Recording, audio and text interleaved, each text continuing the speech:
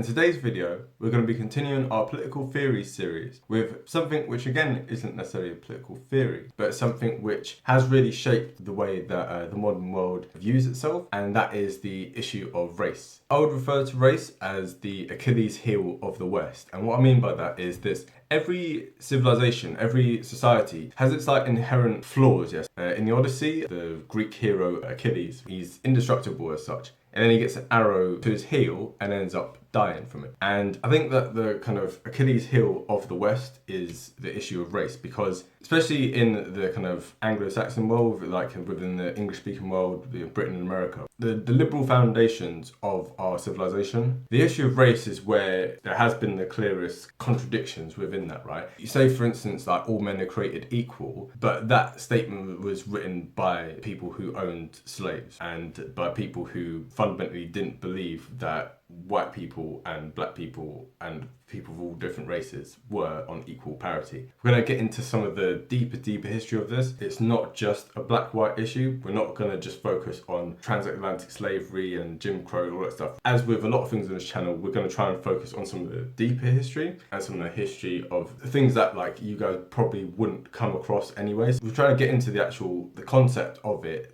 really to its roots. So where does the word race even come from? If you look into the root of the word, it actually has Arabic/Hebrew root. In Arabic, it's raz, and in Hebrew, it's rosh, because both of them are Semitic languages. Both of them have the same meaning, so it basically means origin or beginning. If we're gonna look into this concept, we have to recognize that for the vast majority of human history, we were hunter-gatherers. We knew the people who lived just over there, or just over there, or just over there, or there, right? We didn't have concepts of cross-continental travel. As such, we never came across people who looked fundamentally different from ourselves and our neighbours. It only comes with the advent of major empires and stuff, that we even get a concept of people looking different from one region to the next. Now, it's quite complicated as to why people look different in many different places. Part of it is to do with a lack of melanin. As people started off in Africa and stuff, right, as they travelled around the world, based on different climates that they came across, the different terrain, their skin and their facial features adapted to that, their body shape adapted to that as well. People from East Asia, for instance, look very distinctive than people who are from India. People from Europe look very distinct from people from sub-Saharan Africa. It goes on and on. So when we look at race, there's a whole lot of diversity amongst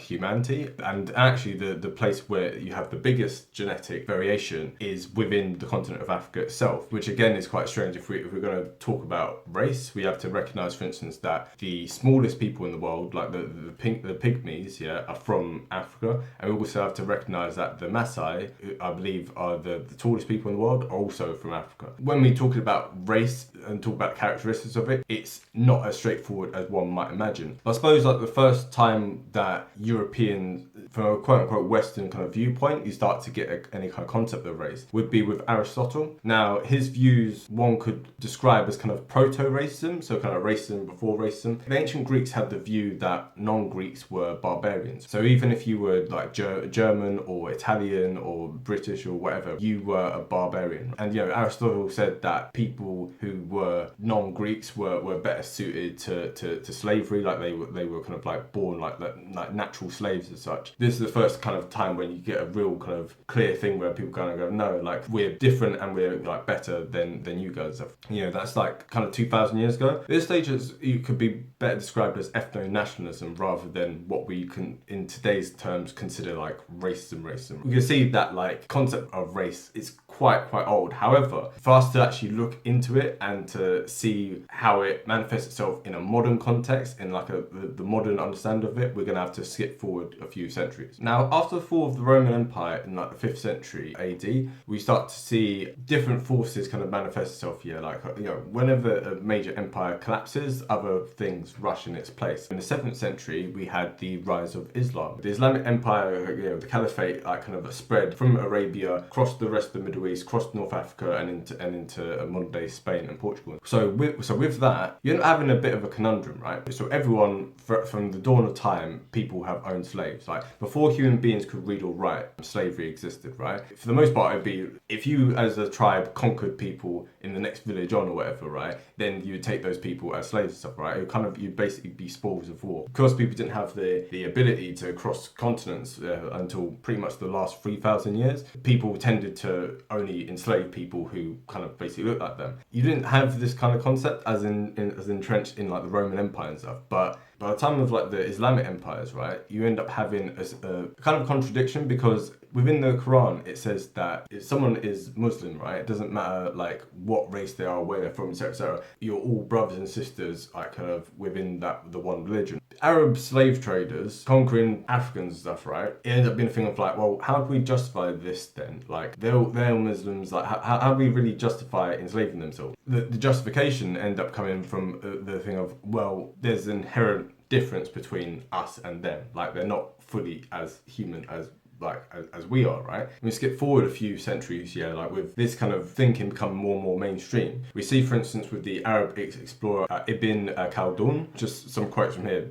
Bear in mind there's trigger warnings in this, so just close your ears or skip a bit if you don't like it. Ibn Khaldun, he described Africans as closer to dumb animals than rational beings who eat each other. They cannot be considered human beings, and they are submissive to slavery. This is 14th century, 1300s, Arab traveller. We can really kind of see quite clear descriptions of people of kind of sub-Saharan African origin being described in really ugly, really negative terms and stuff. As basically being savages. This kind of thought process ended up filtering down into the beliefs of people in Europe through the Iberian Peninsula. So like I said earlier, the Muslims controlled Spain. Over many centuries, there was something called the Reconquista. So it's basically the Christians, mainly from the north of Spain, coming down and reconquering the land that was owned by the Muslims. And this took many centuries, right? And it culminated in 1492 with the fall of Granada. During this time, you end up having the Spanish Inquisition and people clamping down on non-Christian religions, whether it's Judaism or Islam. But there was this inherent suspicion of what was referred to as new Christians. So these were people who had been Arab, had been Moors, had been whatever, right? Had some Jewish ancestry in them. The suspicion was that actually these guys have converted, but we can't really trust them. This is where the idea of blue-blooded aristocracy kind of came from. It was referred to as the limpieza de sangue. The idea being that the Christians who had never had any Moorish or Jewish blood infecting them as such, they were the pure Christians. These are Christians you can really trust and stuff. Whereas these new Christians, they don't have this kind of blue blood, this noble blood. This group of people were discriminated against from, like I said, 1492 all the way up to the Napoleonic era, right? So you're talking the early 1800s, when obviously Napoleon invaded Spain and instituted the Napoleonic Codes. You're talking for centuries and centuries afterwards, this concept of pure-blooded people kind of was really entrenched. This was also the era, obviously 1492 was also the time when Christopher Columbus landed in the Americas. Again, this concept of going to the Americas and these people being savages, being heathens, being non-Christian and stuff, but also not even that, as the fact of even if they convert to Christianity, they're still these new Christians in a sense. When many of the native people died out from disease, about 90% of people in the Americas died from European born diseases. There ended up being a massive labour shortage and not enough Europeans coming over in those initial stages. What the Portuguese did first, and then what the Spanish and others followed with later, is the mass importation of African slaves from the coast of Africa to the Americas. And so again, you're having this concept of these heathens being taken across the ocean, having to be forced to be Christians, but again tied it up with this thing of they're not really people, they're not really brothers and sisters in Christ. Everything that kind of would apply to other Europeans, Western Europe, for instance, was one of the few places in the world at that time which had no slavery at all, right? It wasn't it was banned in virtually every country in Western Europe. However, in the colonies, they obviously had this system of slavery, and it was very clearly a system of slavery which ran along racial lines. Now, people like the French philosopher Foucault, he theorized that this period here of around the 15th, 16th century. It's kind of the advent of the concept of racism, However, historically speaking, if we look into ancient Chinese records, we find as early as the 5th century BC, references to the Chinese belonging to the so-called yellow race and being descendants of the this kind of fabled like yellow emperor. So we can see that actually completely independently of European like kind of concepts, yeah, and like kind of like, and far before any Europeans had any kind of concept of this kind of stuff, yeah, you still had different cultures having this kind of view of race in terms of different hierarchies and such, right? And actually even in modern China today, quite a lot of archaeologists, right, from China, they try and push a narrative of polygenic kind of like racial origins, right? So the idea being, and this was a view which again was held by many people in the West up until very, very recent times. The idea that of there being multiple different races, like at least like 5 different races, and each of them having completely different origins, rather than this idea of we all came from Africa or we all came from Adam and Eve or whatever, right? There was this concept of actually different races are different species of human altogether. This is an idea that's pushed a lot in present day China. They want to kind of dissociate themselves from the rest of the world, and in particular from Africa, right? They want to say we are kind of our own people and stuff who are not contaminated by the blood of other people. And also what's quite interesting is that, again, Chinese explorers from the 14th century, also, Indian explorers, many people from different places around the world, because if you think about the Indian Ocean trade route, the whole of the Indian Ocean was interconnected and stuff, right? So people from China, from India, from the Middle East, from Africa were all trading with each other for centuries and centuries before Europeans came. And yet virtually all of the non-Africans who came to Africa wrote really disparaging things about Africans, saying that they're savages, that they're this and that and that. This ties in a little bit with the famous book Guns, Germs and Steel. So Jared Diamond, he looked at the origins of why certain places in the world developed at faster rates than other places in the world, yeah. And so a lot of the concept of Africans being savages as such, yeah, quote unquote, is that, well, look at all the other like civilizations in the world, and African ones were not as well developed, right? People like disagree with Jared Diamond that there's a whole host of different theories as one can imagine, but in reality, it's a thing of what Jared Diamond posits is that actually, because the Sahara Desert kind of blocks like a lot of places in Africa from the rest of the world, traveling north to south, you end up with very different terrain than if you're going west to east, yeah, right? So if you look from Europe all the way to China, it's pretty much on the same plane, so it has very similar kind of like geography, very similar like temperature, everything, like climate, everything. Whereas north to south in Africa, it tends to like vary quite a lot, and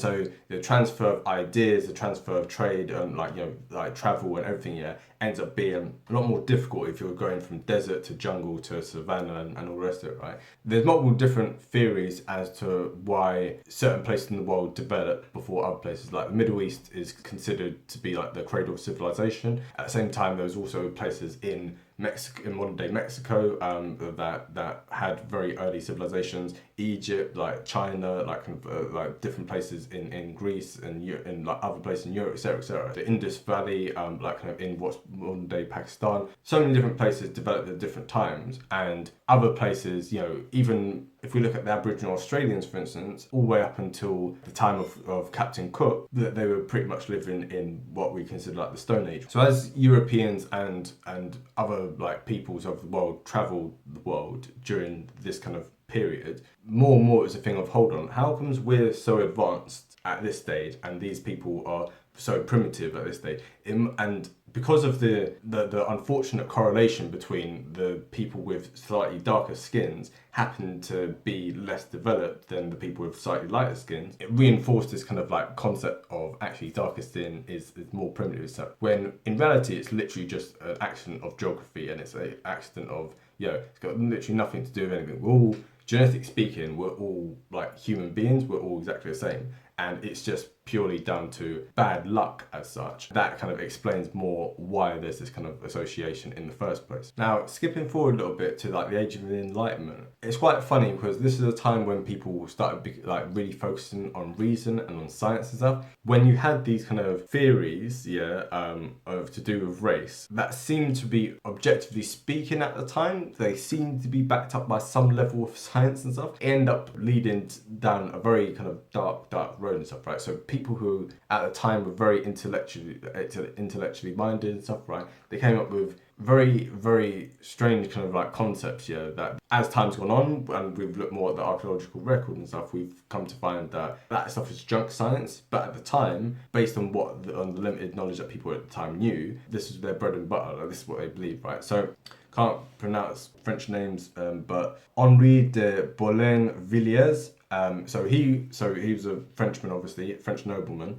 And so in the prelude to the French Revolution, you had a very divided society in France. You had like the first estate, which was the aristocracy, the second estate, which I believe was the clergy and stuff. And then you had the third estate, which is basically everyone else. This Henri de Boulain-Villiers guy, he criticised the third estate as basically saying that they're a mixture of all different races. They're basically quote unquote mongrels as such. The aristocracy are actually of Nordic origin, right? So France itself, the term France comes from the Franks, right? So after the fall of Rome, you had Germanic tribes conquering many of the different places. So for instance, England, means land of the Anglo-Saxons. France means the land of the Franks. In both cases, these people were Germanic origin, right? And so the theory that kind of arose was basically, we have a divine right to rule over the peasants because at the end of the day, we are of a higher racial level of purity than they are. As the 19th century kind of develops and stuff, when you have Darwinism, you end up with social Darwinism. So you end up with, for instance, you have the German guy from the same time, the 1775. He's called Johann Blumenbach. So he theorized that there was 5 different races. He said that each of the other races were a degeneration of the white race. So white people were the original people, and everyone else, all the other races are degeneration, meaning they've become lesser to become these different races. We really start to have this social Darwinism, this kind of strange merging of science with racial theory and stuff, and more justifications as to why it's okay to oppress people of a different race because they're not actually on the same part of you. We see this again with the abolition movement around the same period as well. So in the Enlightenment period, we have more and more people really talking about the intrinsic value of the individual, right? The intrinsic rights of man, of women, etc., right? So within all of that, how can you start talking about the rights of man and at the same time be like, well, it's fine to keep certain people as slaves? Again, this is what I said at the very beginning. This is why it's the Achilles heel of the West, because the inherent contradiction of all men being equal and yet some people being in bondage means that the only way you can square that circle without just looking like a complete idiot is by trying to say, oh, actually, these people are not actually people, so it's all right if we do it to them. The counter to the abolition movement was a huge public affairs campaign that really pushed this idea of actually African slaves are savages and stuff, that they eat people, etc., that we were doing them a favor by enslaving them, that we were trying to civilize them and all that kind of stuff, right? So a lot of this very ugly language, a lot of this very ugly kind of depictions of Africans start becoming really mainstream, so that even after the end of abolition, you still have this as the mainstream view amongst Europeans, which is basically, even if we don't agree with enslaving them, the hell that they should have the same legal rights as us. It's also tied in with this same era of imperialism, right? As Western medicine developed to allow explorers to be able to travel to Africa and stuff without catching all these diseases and stuff. It meant that now European empires, with their guns, with their trains, with their gunboats and stuff, right? They were now able to colonize vast swathes of the African continent, right? Subject people, we were doing them a favor, we were kind of the overlords of them and stuff, right? Again, it feeds into this kind of mindset which is typified by Rudyard Kipling. So in his poem White Man's Burden, he talks about how it's the white man's burden to basically look after subject races, and to basically, like, they're basically children. Like, there's a line in it where he says that they're half devil, half child, and this kind of concept of, like, actually, in order to civilize these people, we have to be there and we have to stay the course, and even if it's difficult. Another famous line within that is, the cries of Hosi humor are slowly towards the light, why brought ye us from bondage, our lovely Egyptian night. So again, it's talking about how the Africans or whatever are not going to thank you for this. It's going to be a long, hard fought thing, which you're not going to get a benefit from, but at least you're doing the right thing by taking up the white man's burden and helping these half devils and half children to be civilized as such. Ignoring the fact that African civilization has a long history from the pyramids in Nubia, which is current day Sudan, to the pyramids of Egypt, because again that's African, to Mansa Musa being the richest man who ever lived, that, you know, the emperor of the empire of Mali, to Shaka Zulu, you know, a whole history of African civilization, yeah, which is only really starting to come to the forefront now as we're doing more research into it. All of these kind of concepts of, like, bringing civilization to people who already had civilization is, you know, it's quite insulting. But again, it being the 19th century, people, you could say, well, they didn't know any better. At a time when, like, we'd only just started to really travel around the world, at a time when we're only just starting to get our head around the scientific method, is we're only just starting to come into contact with different people from different cultures, different races. It ends up being a thing of, well, this was their worldview. And so us now in 2020, or us now in the 21st century as such, it's quite difficult for us to really get our heads around the fact of it, the people who lived at that time had very different concepts to us and different mindsets. And so are they necessarily better than us or worse than us? Well, it's complicated, because if you were born in those times, chances are it was so ingrained within the culture, the chances are you also would have believed in these things as well.